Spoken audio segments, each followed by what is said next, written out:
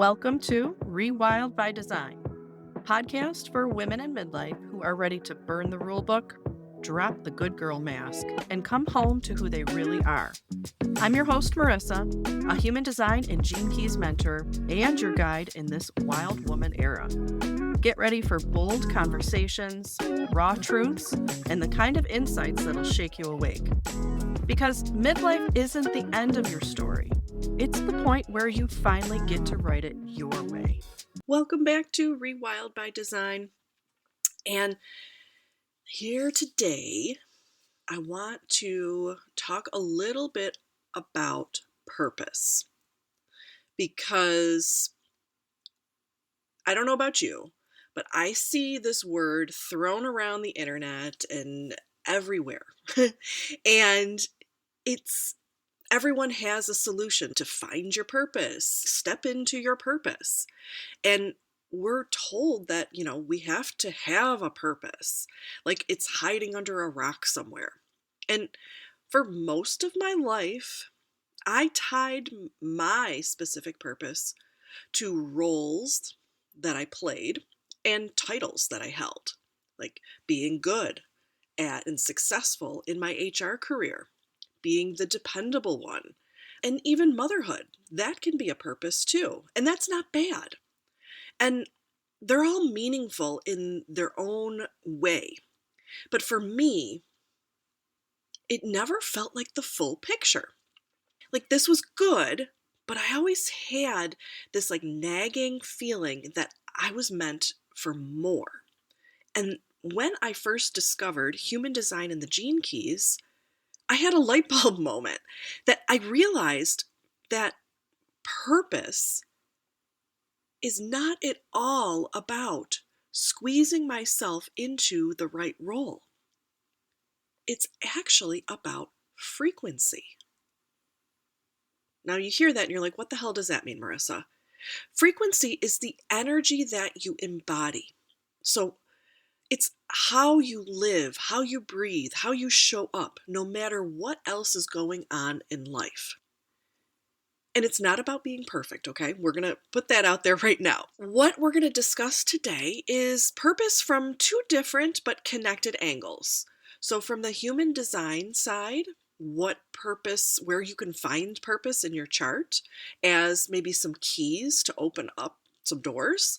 And then in the Gene Keys, specifically, we're going to kind of go a high-level overview about the activation sequence. And when you look at both of these together, in my work, I like to blend them.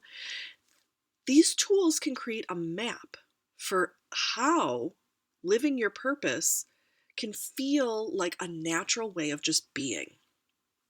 So when we're looking at the human design angle, we have the 5 different human design types. We have generators, manifestors, projectors, and reflectors. And each of the 5 types experiences purpose differently. So generators, your purpose flows when you follow what lights you up. Your sacral yes energy fuels the world. But when you try to force things or try to work against your design, that's when you end up feeling empty or frustrated or hitting those plateaus. In manifesting generators, you share that same sacral response, but with a little plot twist, right? Your purpose has a multi-passionate flavor. You're here to pivot, to skip those steps, and to taste life and move on, and showing us what it looks like to embody that creative flow. And when you get boxed in to just one thing, that's what dulls your spark. And projectors, your purpose is about guiding and not doing. You thrive when you're recognized for your perspective. But a lot of projectors can get stuck in this trap of trying to keep up with all of the sacral generator, manifesting generator energy around you that just leaves you bitter and burned out. And our manifestors, So, manifestors, you are here. Purpose comes through your initiating. You spark movements in other people, or you bring through creative ideas or directions that other people can carry with them and can go and run with them. But when you suppress or your urges get suppressed, that's where you can feel angry and stuck. And lastly, reflectors. Your purpose is tied to your community because you're designed to reflect back the health of all the environments that you're in because you're sampling everything around you. And your purpose shows us where the community is thriving and where things maybe need some tweaking. Now, another layer deeper here is your strategy. Strategy is your compass. This is how you live in a purpose day to day. When you ignore your strategy, you end up drained or frustrated. But when you follow that strategy, life starts to sync up in ways that actually feel good and natural, like you're not forcing things. So remember, generators are here to respond. That's your strategy. Manifesting generators, you're here to respond and then initiate. Make sure you're informing too. And manifestors, your strategy is to initiate and making sure you're informing to clear the runway. Projectors, you're here to be recognized and invited. And for my reflector friends, your strategy is to wait that full lunar cycle so you can sample everything that the moon goes through in those 28 days so that you can make a more informed decision. Now we're going to go a little deep here. And if you want more info on what we're going to cover here, I'll link some things in the show notes, some ways that we can work together. We're going to talk about the Incarnation Cross. Now, the Incarnation Cross is made up of the top 4 gates on your conscious sun and earth gates and your unconscious sun and earth gates. So that's where the sun and the earth were when you were born for the conscious side, and about 88 days before you were born on the unconscious side. Now, this is not a religious thing. The cross is literally just an intersection of these 4 points. And think of it as a life theme. And I know when I first saw Incarnation Cross, I dove headfirst into it because I was on this quest to, quote unquote, find my purpose. But Incarnation Cross, even though it is life purpose, it's not the traditional sense, and I'll get into that. So this is the current of energy that you carry with you. No matter any of the roles that you take on in this lifetime, this theme will keep showing up.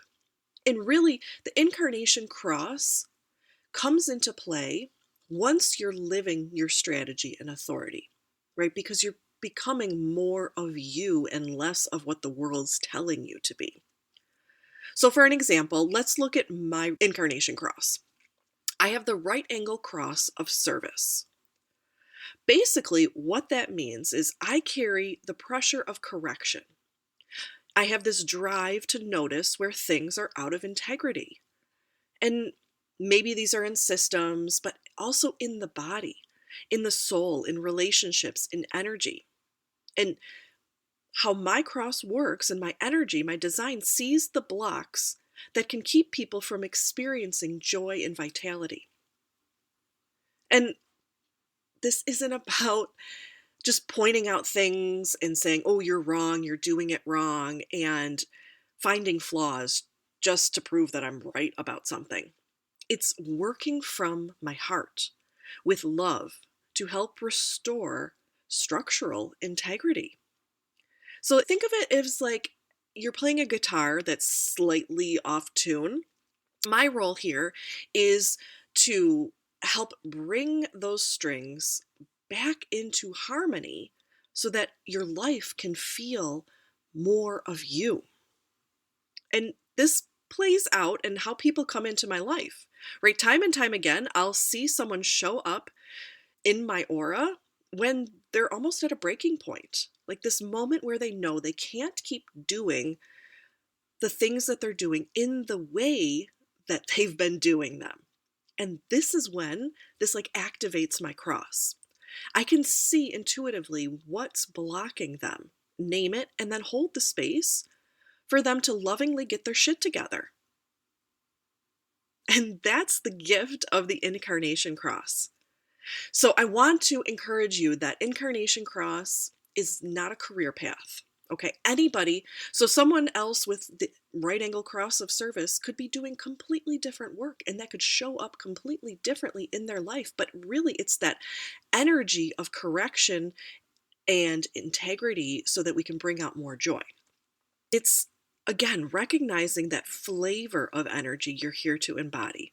So you stop fighting yourself and you just let that energy naturally flow through everything you do. I like to think of Incarnation Cross as the medicine that people need when they come into your life. Now we're going to take it another layer deeper. And we're going to talk about how the gene keys activation sequence, so these are the first 4 gene keys when you're looking at your hologenetic profile. And because this is where purpose gets deeper. So the activation sequence is actually made up of the same 4 planets. So the spheres are your conscious sun and your conscious earth, then your unconscious sun and your unconscious earth. See what I did there? So we're going to transition into the activation sequence. So at the top of the activation sequence, when you're looking at 12 o'clock on your chart, this sphere is your life's work key. This is what you're here to shine outwardly to other people. So for example, mine is gate 18, and this carries the energy of correction, refining, and improving. Now, if we go to 3 o'clock, that is your evolution sphere or your conscious earth. This is the challenge that is going to continuously ground you, right? Because it's earth energy. It keeps you growing. And your conscious earth, so your life's work key and your evolution, actually have this natural push-pull energy between them.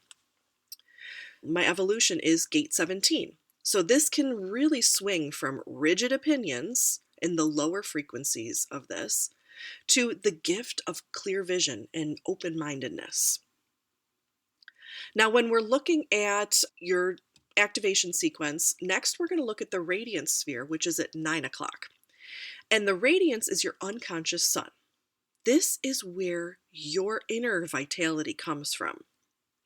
And when you live the gift, so whatever gate is here, your energy feels strong and empowering. So, for example, here, mine is gate 52. This is all about stillness and the ability to hold kind of firm and still instead of scattering like a chicken with your head cut off. And last but not least, we have a purpose key. And this is at 6 o'clock if you're looking at your chart. This is your unconscious earth energy. This is the soil that everything grows from. It's not about what you do. It's the frequency that anchors you. So in my chart, I have gate 58 here. This carries this joyful vitality in spreading life force wherever it goes. Now, the activation sequence and the spheres that are here, I want to encourage you that these are about contemplation. It's not about achieving something or getting to some destination. It's really being conscious and mindful and aware of this energy that you carry.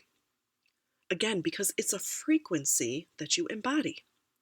So when you live in the shadow states, which a lot of us do, right? Because it's the world that we live in, and maybe we're going through some tough things in life.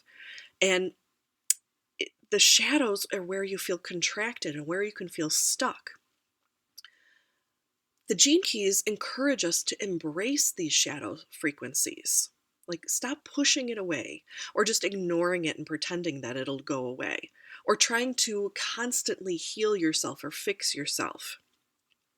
But once you embrace that shadow, that's where the gift state naturally emerges and life starts to feel more purposeful and without you ever having to chase anything. And I want to just put a reminder out there here too that purpose isn't one single answer. This is nuanced here.